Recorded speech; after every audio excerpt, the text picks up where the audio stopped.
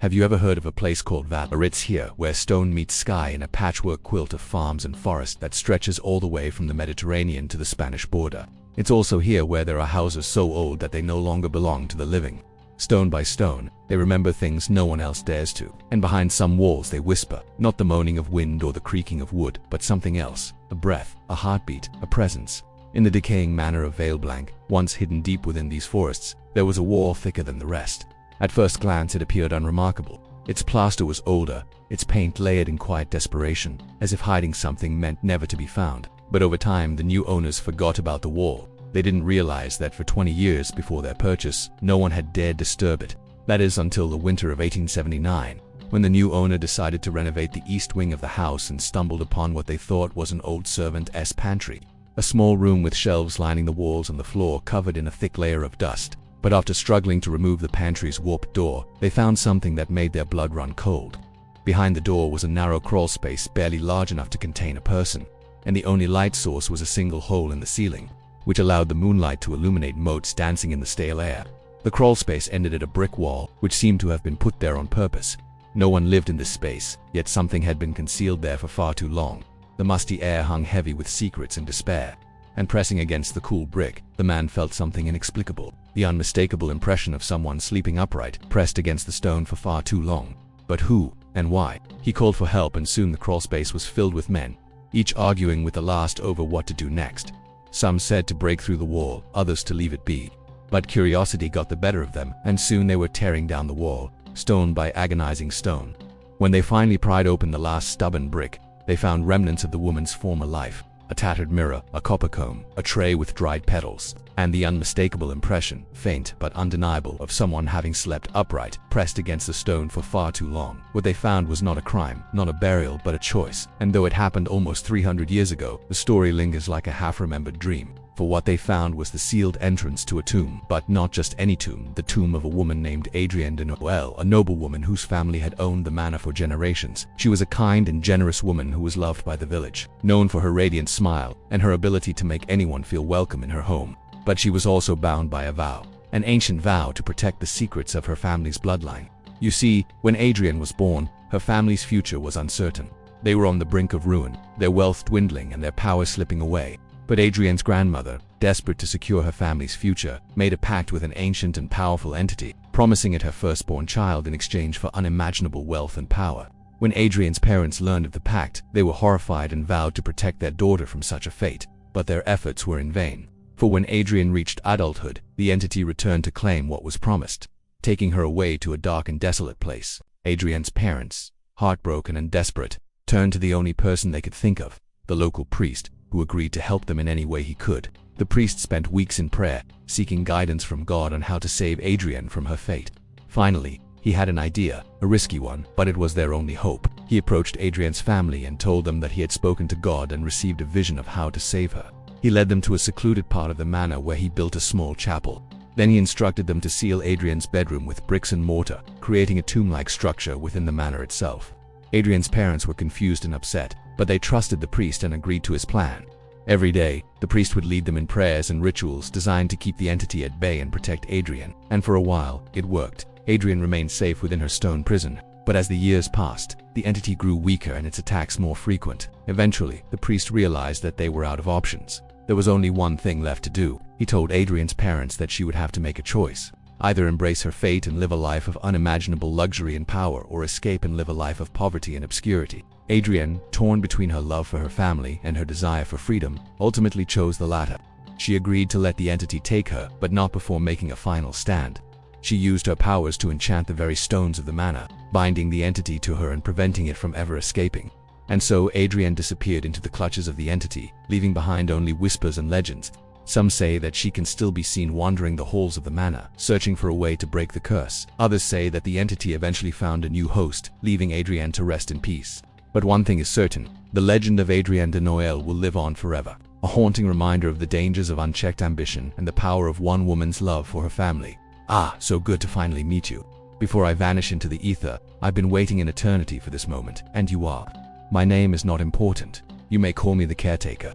I tend to things here. Tending is what I do, and I take great offense to that careless dismissal of my carefully curated introduction. You wound me. I am the light of the valley, and I need you to listen very carefully, because this is important. Born in the year of our Lord 1835, I am the youngest daughter of the Noaille family. Do you know how hard it is to shake off the melancholia of a place like this? How can I ever hope to be light when this valley is draped in perpetual dusk? How can I ever hope to be light when I am the last ember in a dying fire?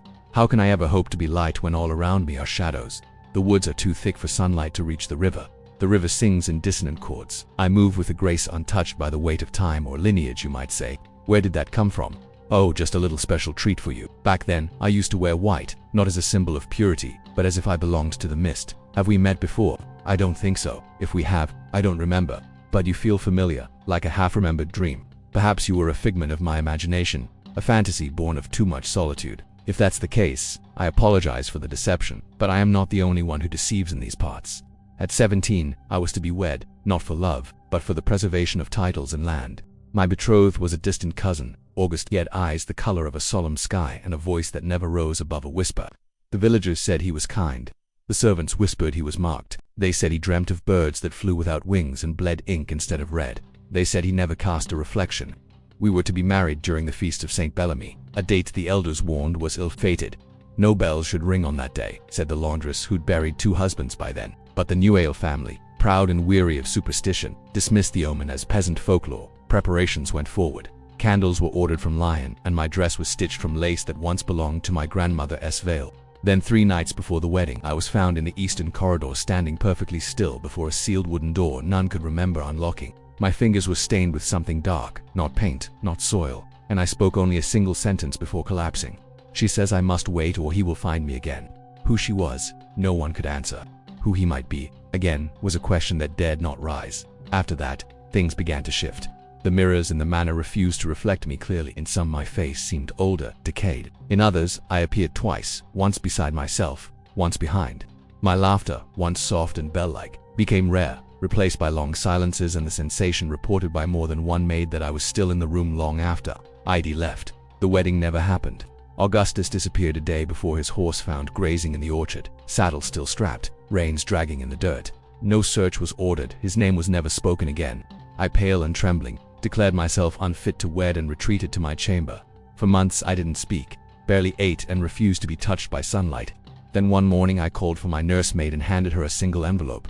I must leave, I said, but I am not going far. I ask you never to look for me, for I have made a pact older than this house, older than even the valley. By evening I was gone. The doors remained locked, the windows unbroken, no horse missing, no carriage taken.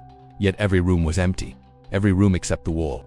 Do you understand now? Do you see who I am? The light of the valley, the light that seeped through the cracks in the wall, the light that illuminated the dust motes dancing in the air, the light that beckoned to you from across the abyss, the light that you reached for and found instead the darkness of my despair, the darkness of my soul. I am the light of the valley, and I have waited an eternity for someone to remember. Outside the wall, roses bloomed. In the east wing of the Noaille manor, time forgot to bloom. There was a silence that went beyond quiet, one so thick, so dense it became a second skin.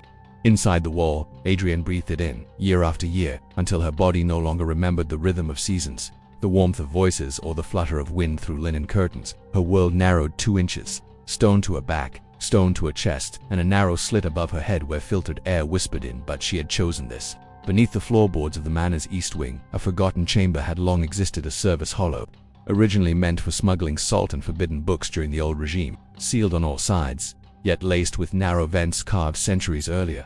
It was a space that knew how to hide, and Adrienne, with hands once trained to sketch embroidery and caress piano keys, turned to stonework. She laid the final bricks herself, sealing the gap with a whisper and a kiss pressed to the last stone. On the inside, she carved symbols no scholar has since been able to translate, spirals, halfies, and a sigil that resembles a flower folding in on itself. What was she hiding from? The family archives, those not lost during the fire of 1881, mention a presence known only as La Voix Souterraine, the voice below. An old woman from the village once said that Adrienne had been marked, chosen to inherit a role passed through generations of the Noaille bloodline. It was not a punishment, but a purpose, like a sentinel between worlds.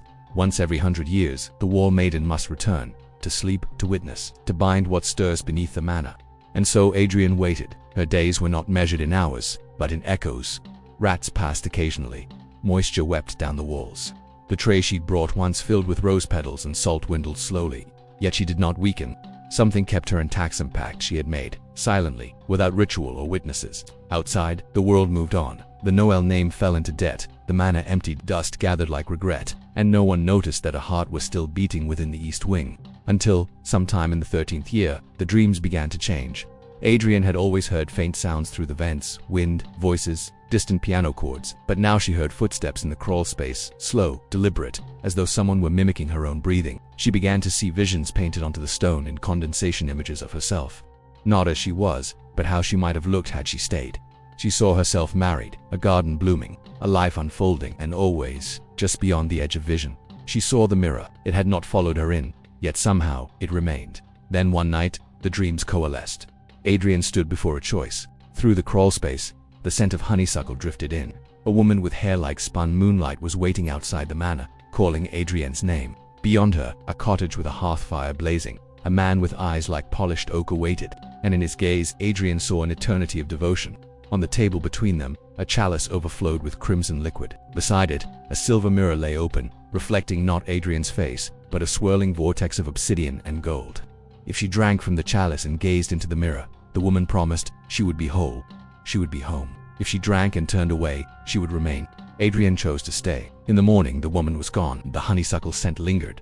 The cottage had not appeared in the dream since, but the chalice remained, as did the vision of the man. He called out to her sometimes, when the dreams bled into wakefulness and the walls whispered, and each time Adrienne dreamed of him, she grew weaker, her resolve crumbling like the mortar beneath her fingers. She did not want oblivion. She did not want to be whole. She wanted to be here. One day the footsteps in the crawl space quickened. They came closer, then they stopped outside her door. A scratching sound followed, light at first, then insistent, as if something were trying to claw its way in. She could feel the vibrations through the stone, the tremors in the air. Whatever stirred beneath the manor was returning, and whatever it was, it smelled of honeysuckle. Ah, yes, we meet again. I am, of course, referring to the demon mirror from episode 203, the mirror. It is, in my opinion, one of the most terrifying monsters in all of folklore. Mirrors that steal souls, eat people from the other side, or are portals to hell are relatively common across various cultures. But this one is special. It is deeply unsettling, because it doesn't feed on flesh or drink blood or even demand worship. It simply observes, it collects, and while its victims may escape its notice for years or even decades, there is no escaping its grasp in the end. It has been called the most evil mirror in the world, and I think that might be putting it mildly. If you have not yet seen the episode, do not worry. We will avoid major spoilers here. To truly understand Adrienne's pact, one must understand the mirror, not as an object, but as a presence. It first appeared in the manor's inventory in 1714, listed as un miroir d'origine incertaine, a Venetian mirror of uncertain origin. Framed in black and silver, its surface had long since lost the luster of true glass. It reflected not light, but memory, not faces, but fates, and those who stared too long into it often found themselves changed in ways no physician could mend.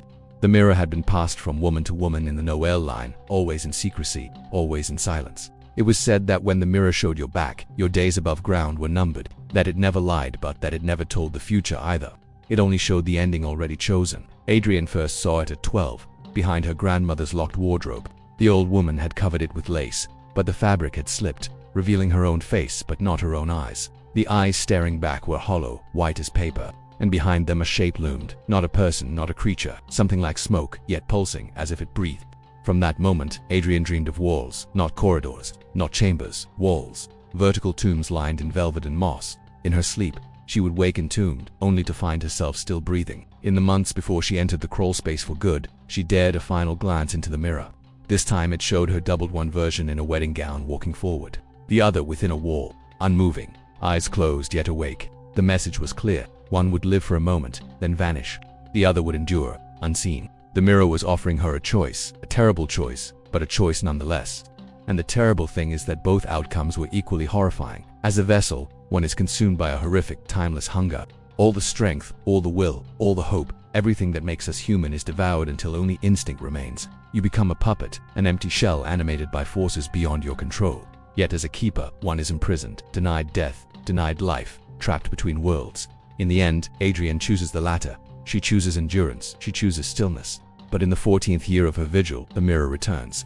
Not in physical form, it could not pass stone, but in vision, in sound. In the condensation that traced its outline on the bricks above her, in the whisper behind her dreams. You are not the first, it seemed to murmur, and you will not be the last.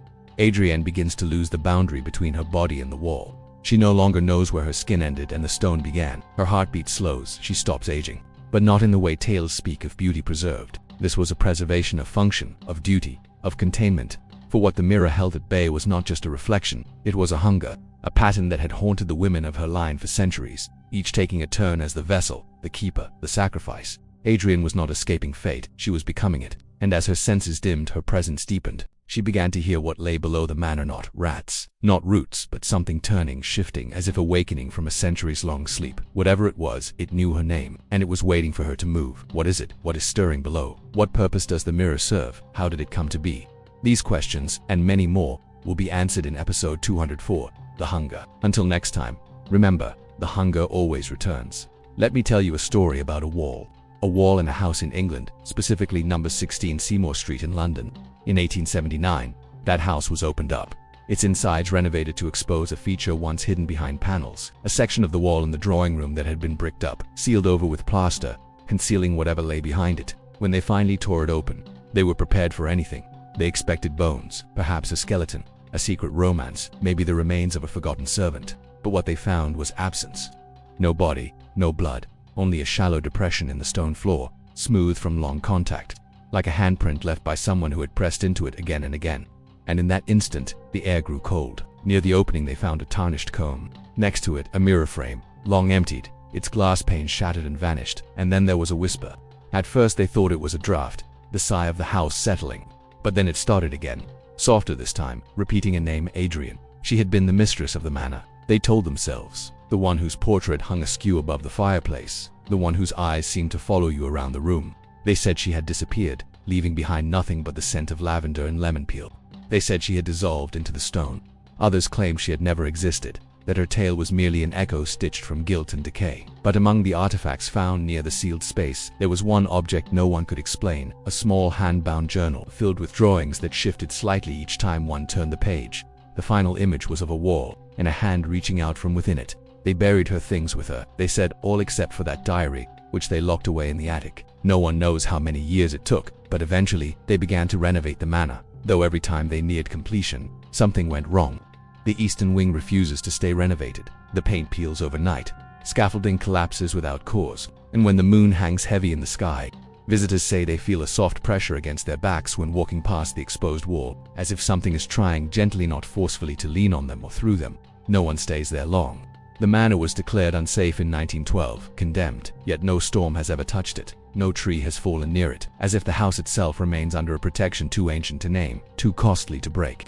Some say Adrienne is still within, not alive in the way we understand, but not gone either. A sentinel, a promise, a woman who exchanged sunlight for silence, motion for memory, to contain a curse no one else dared carry. She is both the wall's sharp edge and its yielding heart. The house remembers her even as it forgets itself. So why does this story matter now? Because the story isn't just hers, it's the shape of sacrifice passed down in silence, the price paid by those who were written out of history, bricked over, and forgotten not out of cruelty, but ritual. And every generation, we are asked who will take the mirror next. Who among us will choose stillness over spectacle, silence over salvation? Who will enter the wall? You don't have to answer. But if you ever find yourself in a place where the wallpaper peels without reason, where the floor sinks ever so slightly beneath your steps, or where your own reflection lingers just a moment too long after you turned away, remember her name. And if her story moved you, if you feel the weight of her quiet choice settling somewhere between your ribs, then share this story. Keep her memory from dissolving. And that's all for today. Thank you so much for watching. Please make sure to leave a like before you go. And remember, if you subscribe, you'll always have a seat right here, in the front row, waiting for the next ghost story. See you soon.